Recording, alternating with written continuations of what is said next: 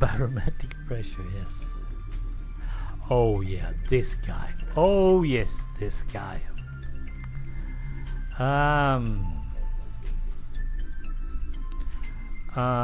What?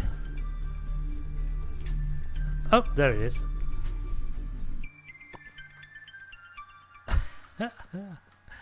Now this guy is totally awesome.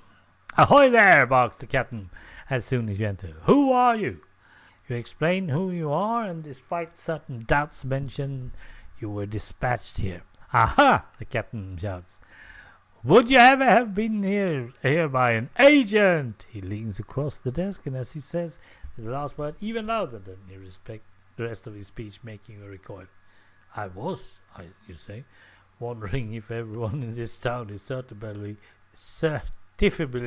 insane. Good! The captain barks again.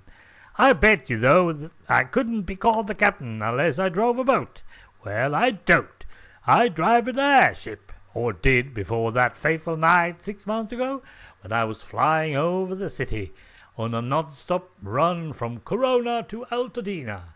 It was a dark night and stormy, and I and my faithful crew, and a couple of passengers who aren't important to this story, were manning all the stations when suddenly, crack! He brings his fist down extremely violently onto the table, and now you jump slightly. All of a sudden, a bolt of lightning crashed through the sky. It struck our poor little airship, and the rigid frame ballooned to bust. We plummeted to earth, and I thought we were all doomed. Doomed, I say. He shoots again before immediately continuing. But then, a miracle! A miracle! The gondola struck on top of the wheel and stuck there. We were saved. And, of course, we haven't been able to move since, but that's not important either. You're supposed to tell me something, you say, trying to get the captain back on topic. Aha! The agent, he shouts it again, said that, did he? Well, if I tell you, but only if you do something for me first. I'm craving for fish and chips. Bring me a potato and nice plain fish. No salmon, you hear? And I'll tell you about what I'm supposed to tell you. Just put them right in the handily placed storage bin beside me. With that, the captain turns back to the chart on his desk. This fellow is plainly, completely, and utterly insane, and for a minute you debate walking off and abandoning this case. But it's your duty, and beside it's only a fish and a potato, right? Oops. Now I got the potato, and if I'm not totally mistaken, there is a good... Not that one. We don't know that. No, we don't need that. So this one should go pretty fast. Thanks to my remembering.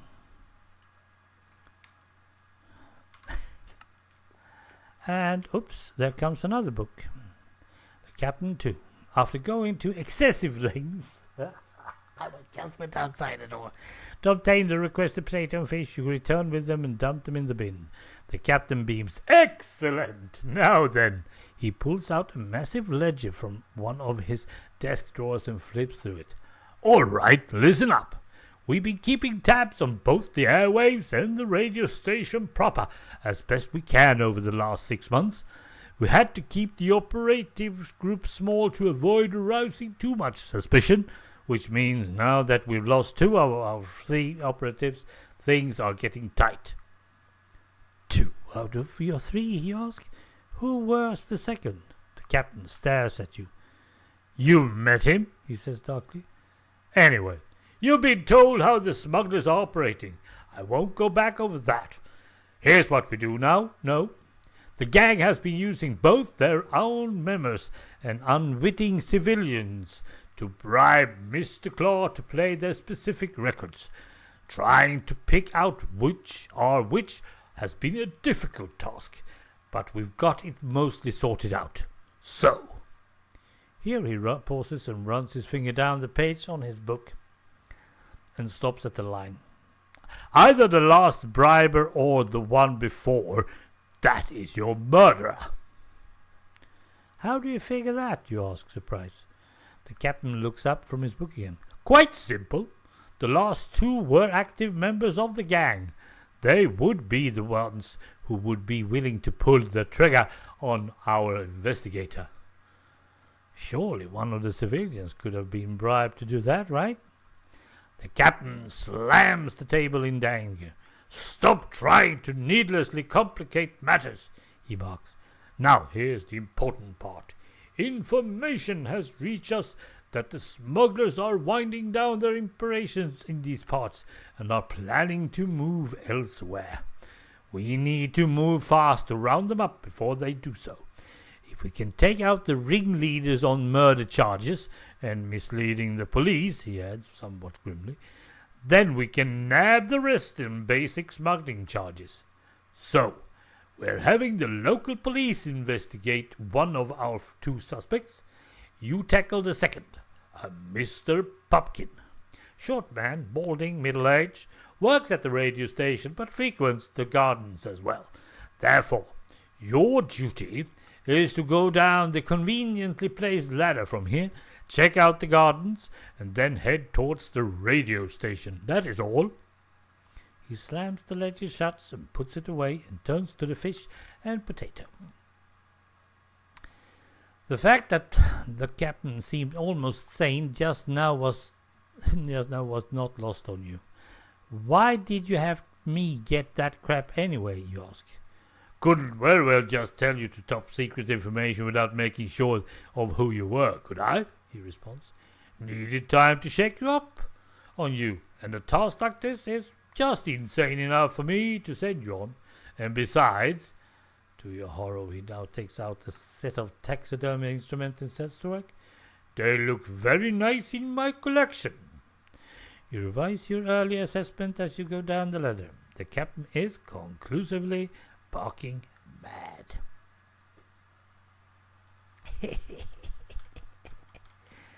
Yep, that's how it is. Just reading the books takes forever. Oh, look at this. Look at this. I mean, believe whatever you want, but doing this in vanilla. I mean, come on. Ooh. Handy someone has dug a tunnel through the wheel, yep. Okay, this place was supposed to be a source of locally grown food for the city, using CO2 from the air to grow wheat in hydroponic bubbles. Then the founding dried up, the project died. Obvious stuff out of the way first. The suspect isn't here. Good. The radio station is this way, but I should look around first. I dig your bangs. Okay, I have something up here. Okay. We have yet another book there, so... This woman is looking through a very boxy telescope and indeed doesn't move even after you introduce yourself. A district sergeant, huh? She says. Now that's impressive. You're investigating the murder. You acknowledge you are and ask how she knows about it. It's all over the town at this point, she says, still looking through the telescope. Most excitement we've had here since a couple of weeks back, when we had the attempted murders to talk about. Trying to get onto a relevant topic, you ask if you've seen this Mr. Pupkin at all today. Who? Oh, that guy. No. That seems to wrap the interview up. You see anything at all suspicious, you ask? She shrugs. Not really.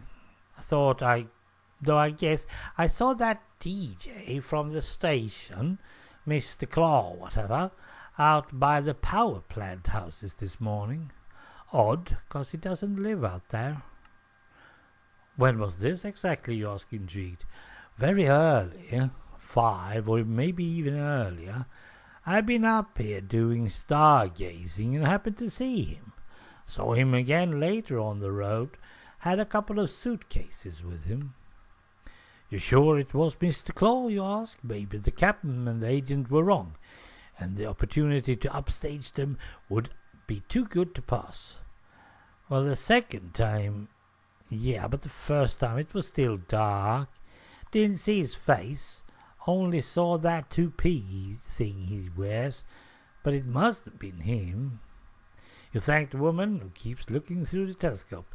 Mr. Claw seems to have moved out of town, which sounds good and suspicious. And besides, if he wasn't the murderer, as the captain thought, what was he doing coming back from where the murder occurred, as your other witnesses told you? Seems like trapping down this Pupkin getting more and more pointless. Yeah. Yep. And the door down there opens up. That's good. Oh darn, I have overblown it again. The city's first electrical source was up this wheelhouse. Now, isn't that nice? Well, nowhere here but up. Yep, nobody here but us chickens. Yeah.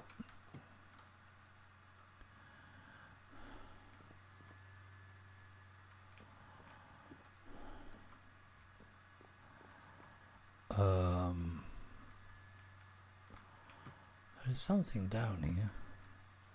Well, crap. The way to this radio station's been blocked by some idiots' illegal constructions. Time to find an alternative route then. So I'm going that way. Okay, and spinning that pole cube. Keep back the blindfold that's under your shoe. Yeah, completely realistic. I'm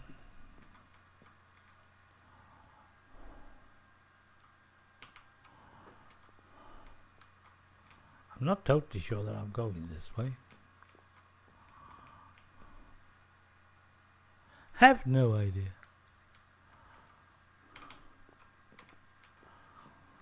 I don't know. But that's the place that I was before. And now I'm on the other side. But I should be down there, shouldn't I? Well, let's just... Ow! Yeah. He knew that. I don't remember doing that. Did I? Panel board top. Oh, here's something. Receptionist looks up at you as you enter and you introduce yourself to her. I'm looking for Mr. Pupkin, you explain. He doesn't work here, she says. I have it on good information he does, you said. Your information is wrong. He works in the stockbroker's office downstairs, second floor. Ah, you say, a bit confused, but glad to at least know where to go next.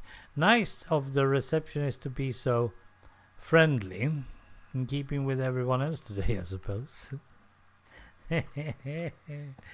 Yeah.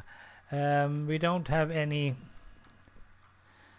I think I have too much stuff. Still. Let's just get rid of these ones so I don't mix them up. You know how it is. Okay, going down. This is not... yeah. Hello, Drot. I'm filing in while... Oh, you're filling in.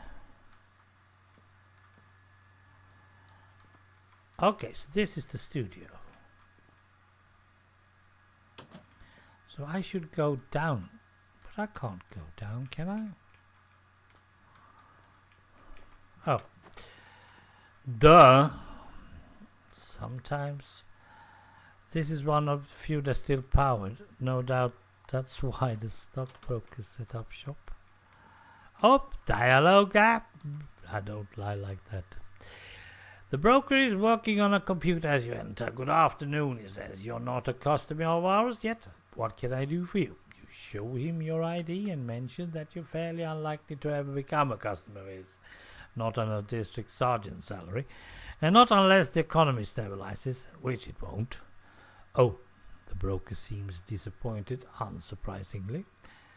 What I do want to do, you say, is ask you about an employee of yours, Mr. Pupkin. The broker hesitates. I don't know. Even if you are a police officer, confidentiality.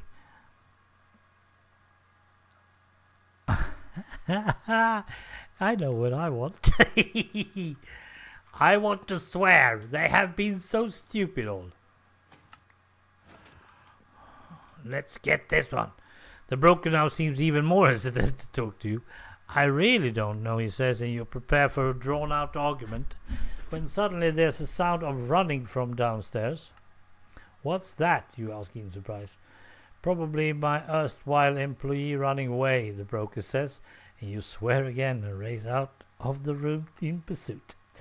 Oh dear, oh dear, oh dear. Okay, so he's running away.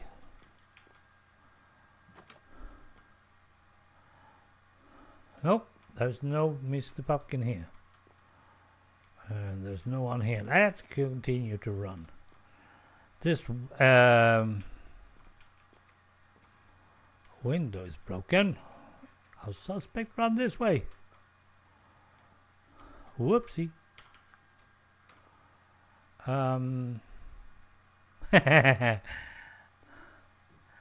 Piece of dirt. That is all I'm standing on today.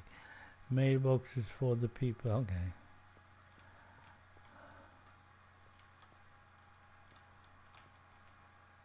Scully. Where did he go? The diner? This could lead to excellence or seriously injured. Homemade jetpack. Yeah. What's this then? Sounds like the guy went down the elevator, but I can't use it. I have to see if I can. Okay. That's later. What's this? Can't really get close to that one. You really, a lot of real estate is going to waste on a wheel. Well, sort of, and not to mention all the good materials, but still. Café de Fred. Okay. I want to believe. And why else would XCOM be out there? You seriously believe that? Okay. Oh, here's Felonious. Here I am. What am I doing? Why doesn't it have any Glenn Miller on it? Yeah, that's the number one question everyone should ask. Yeah. Let's see. Mr. Pupkin. Reading Cook and everyone else in the diner looks up when you burst in. I'm looking for a guy named Pupkin. Is he in here? No, I haven't seen him today. Thanks, you say, and resume the chase. He must have gone down the elevator that leads to the houses under the power plant. You got him now. Da, da, da, da, da, da. Come on, I can't even get out of the door. Da, da, da, da, da, da. Okay, this one goes perfectly. Okay.